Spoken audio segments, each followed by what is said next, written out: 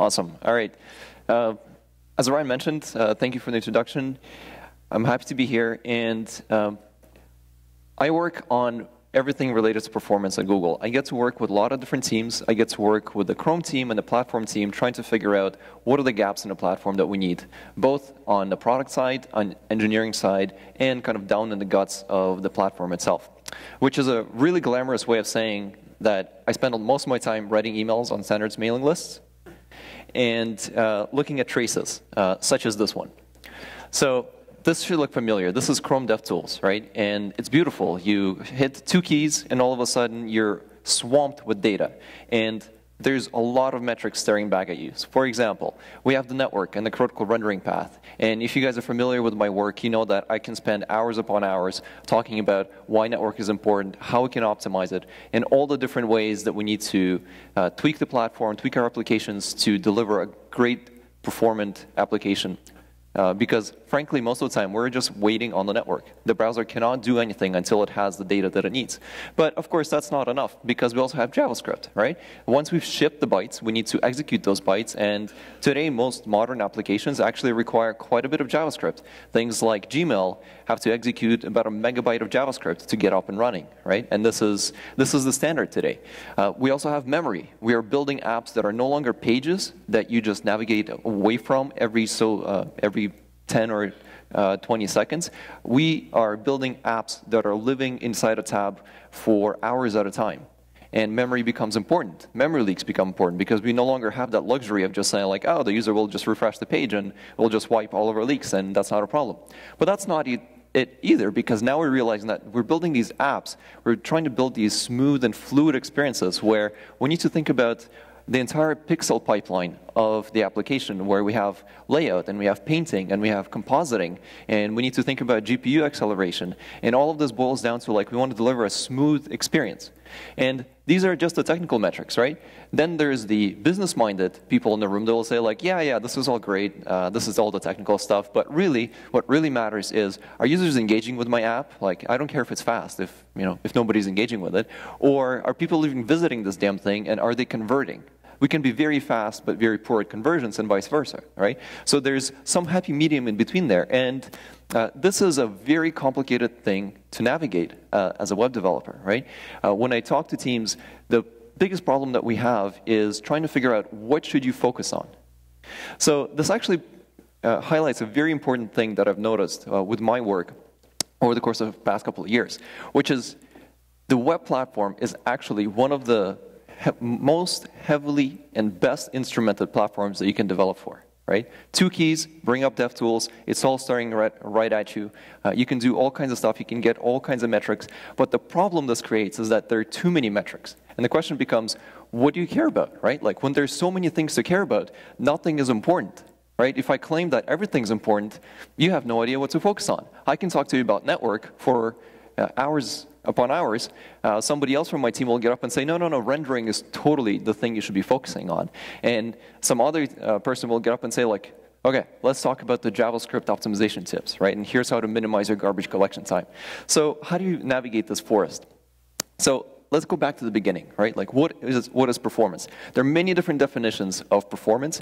I happen to like this one because it points to something here which is success, right?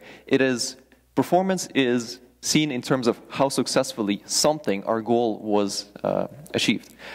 The natural question to that is, of course, how do we measure success, right? And this is the kind of conversation that I have to have every time I sit down with a new project or a new team, and we say, okay, well, what is success? Like, how do we define success and performance for your particular application? And the first thing that gets thrown back at me is typically this very intuitive and very simple and correct model, which is, well, we know that success is a function of performance, and intuitively it makes sense that the more performance we add into our application, the faster it goes, the more success we'll have, right? Like, everybody's happy, so we'll just make it faster. And it's all good. Well, yeah, that's a good start, right? And we have plenty of case studies and metrics that, in fact, show that that is the case. But once we iterate through kind of this conversation a few more times, we actually realize that there are actually multiple cliffs or waypoints along this curve, which are very meaningful for most applications. And I'm not putting any X or Y values here, right? This is not a scientific diagram, except that it very well captures the type of conversation that I end up having. We end up identifying places like there's a state when the app is just too slow, right? And even if you make it faster, say you have an application where the response time is 5 seconds, and you just made it 4 seconds. That is, in fact, a huge improvement in your performance. But when you ask the user, they probably won't even notice. Because to them, it was too slow, and it's still too damn slow, and frankly, they don't actually care. And at that point, your application is not performing, and the user quits, right? Because either they have another application that they can go to, or they just abandon the task entirely. So that's kind of like the minimum. Like, we need to get beyond that. Then there's the bearable experience, right? Like, it works, or frankly, a lot of times, the user is forced to use your application. I have no recourse, right? Like, my company told me that I have to use this app, and yeah, it takes 15 seconds to compute this thing, but what can I do, right? And that is a terrible place to be. But I think a lot of our applications are right in that space where they're just bearable. They're not great. Your users are not singing praises to their friends about this awesome new thing that they just found that is solving all their problems. Then finally, there is that spot of like user delight, where the users are happy, the app feels like it's satisfying what they're looking for without getting in the way, right? They never have to think about the app is just responding intuitively to what they're trying to do. And then finally, we get to a point in a conversation when we say, well, if we get there, if your response time now is 200 milliseconds, and you cut it down to 50 milliseconds, and that's going to take 2 weeks of engineering time, is that a conversation worth having? Maybe it is, right? It depends on your application. But it's really contextual, and there is some sort of diminishing returns that you eventually hit. So really, what this ends up looking like is some sort of nonlinear curve, right? Where at the beginning, it's just you put in more effort, and you have to put in a lot more effort to get to a place where it's just bearable. At that point, it becomes maybe satisfactory, and after a certain point, you're just into diminishing returns. And the question that we end up having to figure out is, like, what is that centerpiece, right? Is it different for every different application, or can we actually find some principles from which we can derive all the rest? And it turns out, surprisingly, that at least for the web applications and the kinds of things that we build here, these metrics, or that middle, is fairly constant. And this is for two particular reasons. As engineers, we are focused on the silicon processors, right? It's the metrics, it's the milliseconds, the megabytes, and all the rest, which we can measure, and that gets executed on the silicon. Those are the things we care about. What we often forget is that there's actually another processor on the other side, which is the wetware stuck right here, that is interpreting whatever you're pushing at it, right? So you're painting pixels, you're emitting sounds, and our brain has to process it. And it turns out that our brain actually has quite a few interesting quirks and characteristics that that interpret and influence how our performance is actually perceived. So we have sound, light, touch. Thankfully, we don't have any APIs for interacting with our olfactory senses, I think. Although it'd be kind of interesting to think how that would work. Like, would the browser emit a bad smell if you have a slow app or something? But anyway, what this really points to is you have the wetware, which is the user, right? You have the silicon, which is the thing that your app is running on. And it is a combination of those two things that feed into what we call perceived performance, right? The app can be slow in the technical sense, but it can be perceived to be fast by the user in the right context, and vice versa. And that, in fact, is what we call user experience, right? It's the connection between these two. And here's a fun example that I like to share. It's an anecdote, but I think it illustrates the point. Back in the day, Blogger, when they first migrated to the Google platform, the engineers spent a lot of time to get everything right. And they actually got it to a point where creating the blog, like you would fill out the form, like all the names and all the rest, you click the button, and it would return instantly. Like, it was just like an instant feedback. And engineers were happy, we shipped it, everything was great, except then we started looking at the logs, and we realized that a lot of users, for some reason, were hitting the back button, I guess checking what they filled in, only to hit the same button again. Like, they weren't changing. It wasn't a mistake in what they filled in. They just click back and then resubmit the same damn thing. And after scratching our heads for a while and talking and doing some user interviews, we realized that for a lot of users, they actually thought it was broken because it was so fast, right? Like somehow intuitively, our brains, at least at that point in time, thought that creating a blog is kind of like a big thing, I guess, and because of that, such a quick response time couldn't have possibly have been correct. So nothing a gratuitous spinner can fix. Like the actual fix on the engineering side was to literally add a spinner for 200 milliseconds, which then submitted and created a blog. So nothing changed, but all of a sudden the users were happy. So this seems kind of silly, right? But this is perceived performance. This is an illustration of technical metrics not aligning with how we perceive the actual performance of the application. So let's talk about the actual senses, if you will, that we have. There's some really interesting quirks, right? Because the way we perceive performance is different based on what's actually being interpreted. For example, for sight, back in the day when the film industry was just starting up, they figured out that 24 FPS was the minimum viable product for delivering an animation that didn't stutter. And the reason this mattered was because film was frankly really, really damn expensive. So they wanted to capture the minimum number of frames to capture the movie, but yet deliver a reasonable experience. So that's where 24 FPS came from.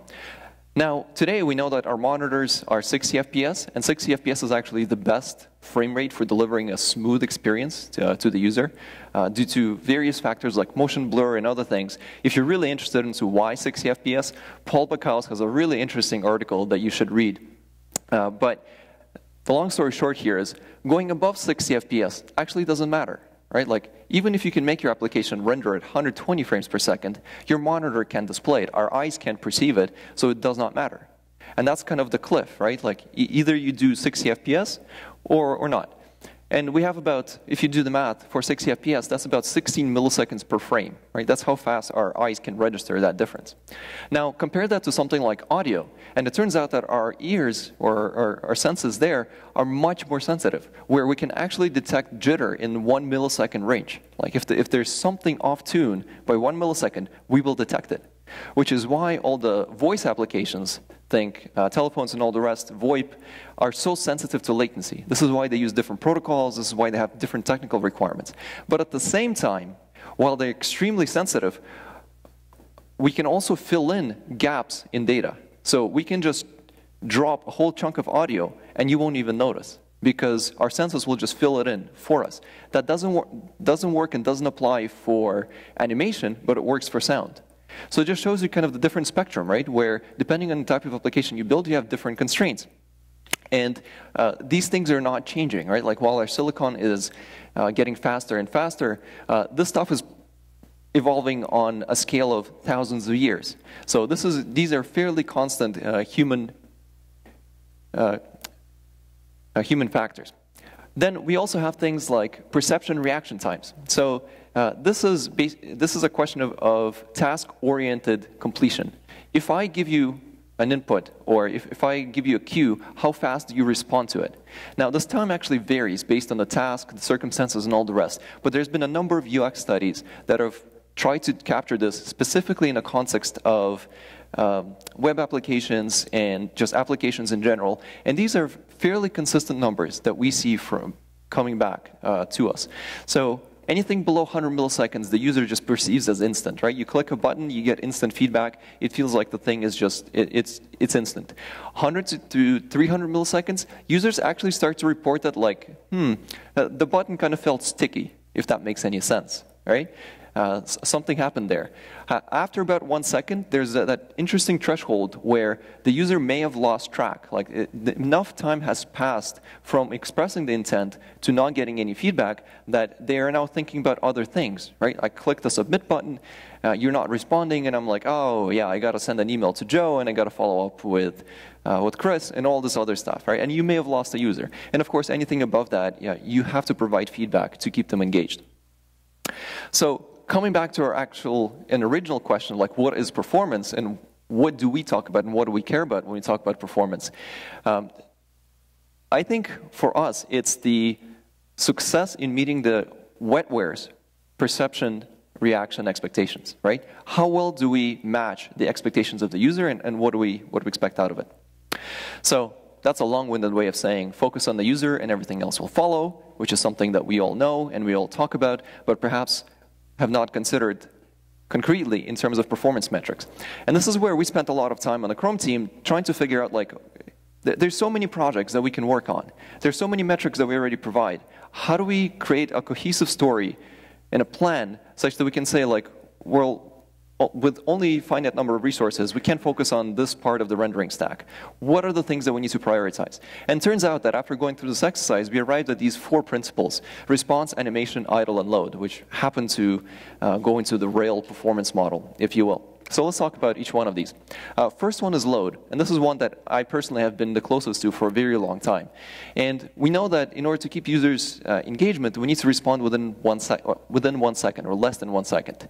And turns out this is actually a very complicated thing to accomplish, because when you think about all the pieces that need to come together to render a page, everything from delivering HTML to parsing it, to getting the CSS, parsing that, creating the render tree, doing layout, actually painting the darn thing on the screen. This is quite a bit of work, and there's a lot that you need to think about. So if you're interested, there's a deep dive course on what you actually need to think about to optimize this entire path, right? Don't put JavaScript in your critical rendering path or eliminate unnecessary CSS. There's all of these tricks that we don't have the time to go into here, but that is the point of load, right? This is what we need to optimize.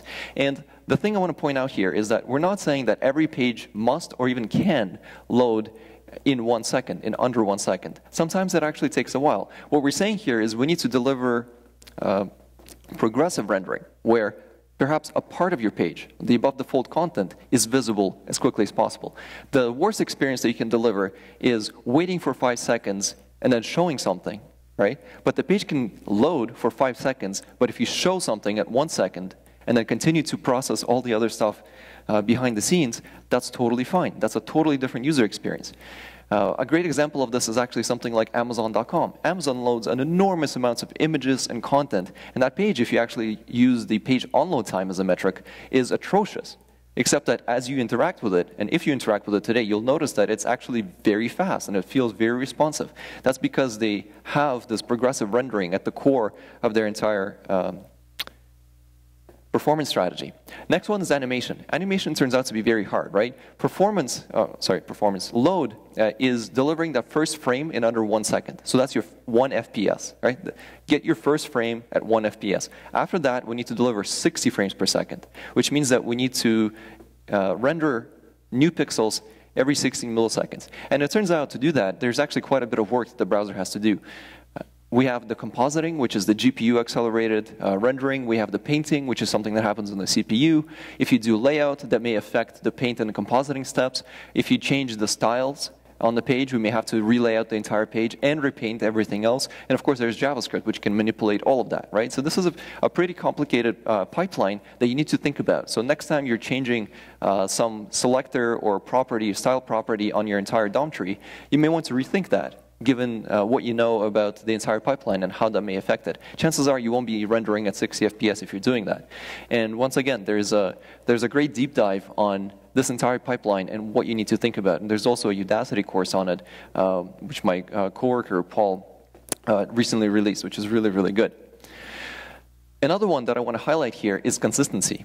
And this is particularly important for animations, where, remember how we talked about audio and like our senses could just fill in certain gaps? That doesn't work for animation. So here, consistency is important. When I say 30 FPS, I can give you 2 examples. The first one is we don't do anything for half a second, and then all of a sudden you start drawing every 60 milliseconds. And then there is the consistent, every frame took 32 milliseconds. Which would you think you would prefer as a user? Right? I'm guessing it's not the janky version where you block everything for half a second. So consistency is very important, and it turns out that our senses are very sensitive to this particular thing, which is the inconsistency of rendering frames. So as a general rule, actually, and this is an interesting finding from people that develop games, is that if you can't consistently ship 60 FPS, you're better off shipping 30. So it seems like you're worse off, but it's actually better than fluctuating between 30 and 60 all the time, or 45 and 60. Consistency is very important. And this is, I think, counterintuitive in many different ways. Response is an interesting one. So response is we want to acknowledge the user's input. And there's two types of user input here. One is touch, and the second one is the application response. So first, you want to notify the user that, yes, I've registered whatever you've just done, right? So if you're clicking on the button must respond. But then after that, the application needs to acknowledge that, yes, I've understood your input. You can replace the button with a spinner or something and proceed from there. And this is, once again, keeping with those perceptual goals that we established earlier. So here's an example of animation. Let's take a look at this video right here. This is a video from Microsoft Research. To examine different latencies. So here you can see that this is about 100 milliseconds of latency. We're not moving at a full meter per second, but the delay is still very clear. Now, that's about the level of current devices. If we move this down to 50 milliseconds, that's significantly better than most devices on the market, but it's still quite a bit of lag, even at these slow speeds. Now, if we move that down, yet again, to 10 milliseconds, you can see it's dramatically better. In each of these steps, the user preference is very clear that it just gets better and better. But if you look closely, you can see it's not really staying on the finger. It's kind of rubber banding around it. So if we move all the way down to 1 millisecond, then you can see now it's really staying on the finger. And in fact, if you were playing with the real setup, you would notice a real perceptual cliff, that this really starts to feel like a real physical object. If you take a look at... So his last point is very important, right? It starts to feel like a real physical object, and that's what we're after, right? When we're interacting with the application, that's what we want to see. And it's important that we distinguish those two differences between acknowledging users' input and reacting to certain UI affordances, things like touch, right? So we need to make sure that we optimize for this.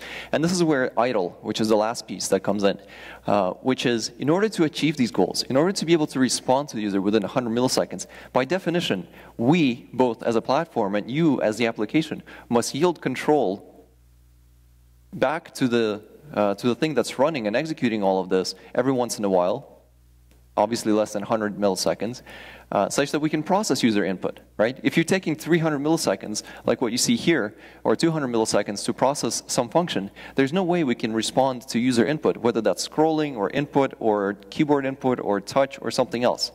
So because of this, we're actually looking for ways to surface new metrics for measuring idle time in your application. Now, this also happens to have other benefits, like if you maximize your idle time, you happen to be maximizing for energy consumption and radio consumption and all the rest. So there's other things that are important, but actually the reason we came to this is just this, it's the responsiveness, right? And everything else kind of falls out of it. And this is where we come back to that original graphic, which is we talk with different apps, different teams within Google and outside Google, trying to figure out like what is that cliff for you guys? What is the diminishing returns? But at the end of the day, we come back to these basic principles, which is you should be able to load your page in under 1 second. And we don't mean the full page, but you should be able to get something on the screen in under 1 second. For response, you should respond within less than 100 milliseconds. You should acknowledge the user's input. And yes, I understand that you may not have the actual response.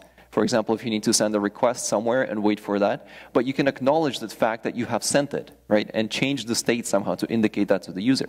And there's many other tips and techniques for doing that sort of thing. Even simple things like transitions, right? We've all seen transitions that are used too frequently, and it just becomes a nuisance. But used carefully, transitions can actually hide hundreds of milliseconds of latency. And this is very, very critical. And then finally, idle, maximizing idle time. So that's the user-centric performance model. And this is very useful for you guys to think about, because internally, when we talk about all of these different layers of the stack within Chrome, within the standards community, within the web performance community, we can actually now take these principles and organize them with respect to the response, animation, idle, and load. And I guess one of the questions that I have for you guys is like, what would it mean for WordPress or Angular or any other framework to take this into account, to base your metrics around this? Like, how would it change your current performance best practices? How would it change your roadmap if you were to use this and use it as a prioritization function on all of this stuff? And I put this here. This is the Platform Success Model Explainer. This is the exercise that we, as a Chrome team, went through earlier this year, trying to understand how do we prioritize all of our work. And this is an interesting document, of course, if you're interested in the internals of, like, how does Chrome think about performance? How does Blink think about performance? I encourage you guys to read it. But even more so, even if you're not interested in the deep guts and internals of the platform itself, I encourage you to read it because I think it will influence how you think about performance for your own applications and your performance strategy as a whole. So with that, I encourage you guys to check out some of the slides. I know this has been very high level, but I think this is important because coming back to why we did this at Chrome is because it helps us to reorganize our own thinking and our own efforts for what are the things that matter. So you should expect to see this kind of stuff bubble up both on the platform because we will be working on new APIs. For example, I talked about idle time. But there's no, if you're an application and you want to push some non-critical work into the idle time, how do you even know it's even idle? Maybe there's a missing API. And we are, in fact, working on something like that today, or at least we have a proposal for that. So these are very important bits, and check out the courses, the link courses, and the content there. And thank you. I'll be around if you guys have any questions.